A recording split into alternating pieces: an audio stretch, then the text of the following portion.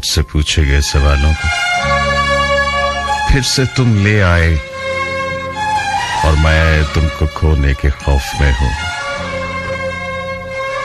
कि मेरे चारों तरफ सदाएं पुकारती है।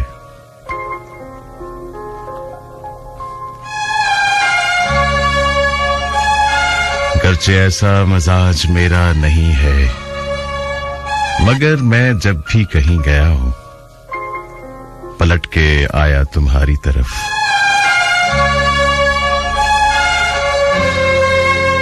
मैं चाहता हूं जो तुमको भूलूं भटक में जाऊं।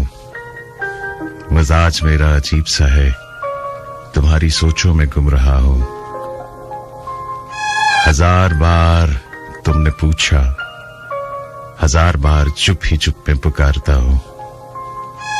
सुनो, मैं कब से ये कह रहा हूं, मैं जैसा हूं, जो भी हूं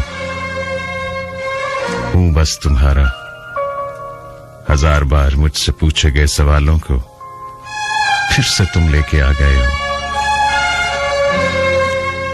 कहूं मैं क्या अब जुबान चुप है?